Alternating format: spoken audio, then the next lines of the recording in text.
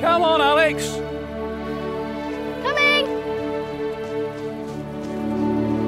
I wish I could go walking with you every day, Grandpa. Yeah, it's been a very nice day. We've seen lots of different things, haven't we? Yeah. Oh, steady up. Be quiet. Can you see over there? What? On that grassy, sandy bank over there. Oh, yeah, cool. A rabbit. Can we take it home? No, I'm afraid we can't, Alex. You see, this is its home. Where? Oh, everywhere. You know, rabbits weren't always free to run about like this. But I'll tell you what, we'll go through those trees because there's something on the other side I think you should see. Cool. Come on, let's go.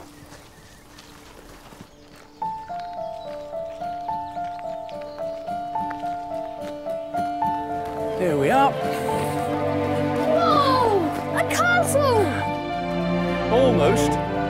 This is Thetford Warren Lodge. What's a Warren Lodge? Well, it was a place that was originally owned by the church and then that was passed over to wealthy landowners. The people who lived in there were very trustworthy and looked after the rabbits on the warren because they were so important. But rabbits aren't important. They're just pets.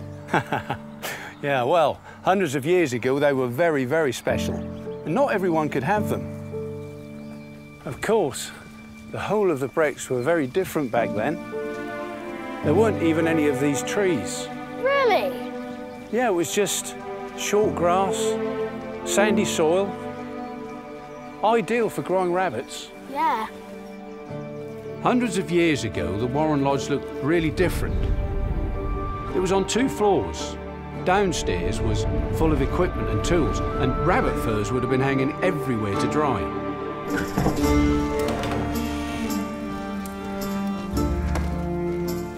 The windows were so small it would have been really dark inside, and they would have to work by candlelight to see what they were doing. The whole family lived upstairs in the one room. At the heart of the room there was a big fireplace which was used to keep the lodge warm. Oh, and to cook the family meals.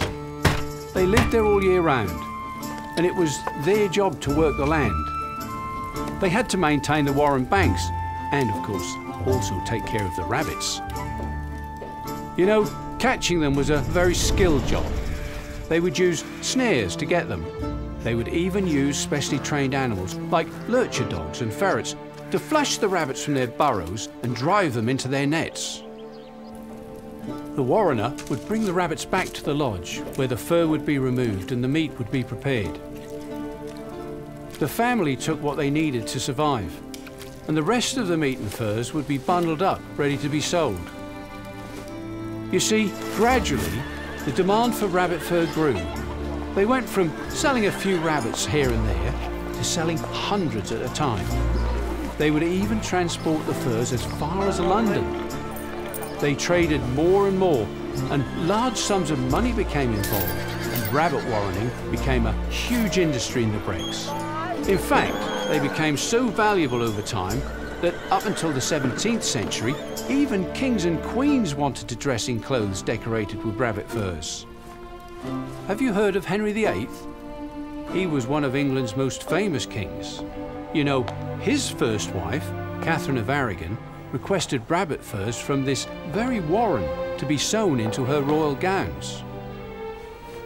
The monks at the local priory even presented the Queen with the gown on her visit to Thetford. As the industry grew, so did the warren. The problem is, the more valuable something becomes, the more you have to protect it. You see, back then, only the most trusted people would be employed to work at the warren. But there were plenty of people who wanted to steal the rabbits to earn a bit of money and to feed their families. So the warren had to be fortified. Armed guards were employed to protect the warren and patrol the land. People would sometimes raid the warren. They would try to steal the rabbits. They were called poachers. They would have their own equipment and use their own nets and snares. Sometimes they would even work in organised gangs. They would arm themselves with all sorts of weapons. The Warreners would even set up special tripwires attached to guns. Unlucky poachers could set these off and be injured. But poaching was risky. If they got caught, they could face dire consequences. There are even accounts of poachers being shipped off to Australia as punishment. Over the course of time, more and more fur was being imported from abroad due to the high demand. Now, because there was more fur than ever, the price dropped. With the growth of trade, fur became more common and other more desirable fabrics became available. This meant that rabbit fur from the Brecks was used mostly for the felt in hats rather than luxurious robes. Then a law was passed that allowed people other than the Warrener to hunt rabbits. It became, well, more of a sport, and people began shooting for fun and to keep rabbits off their crops. But like all things, when more people are involved, accidents are likely to happen. No one knows exactly what happened, but about 80 years ago now, a great fire broke out and completely destroyed the lodge.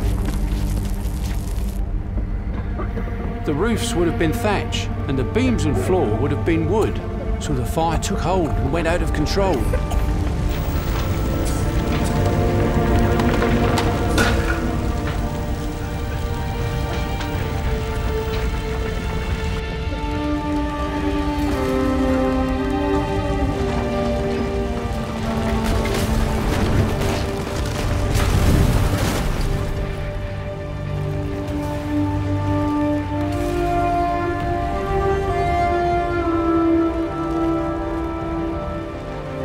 It destroyed the lodge, and the family were forced to flee.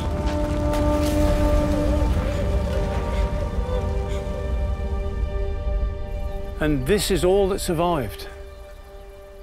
Funny, really. All that history gone in a flash and forgotten. Hidden away behind all these trees until recently. There's a lot of history in the Brecks area. Lots of forgotten stories. Come on, let's get you home.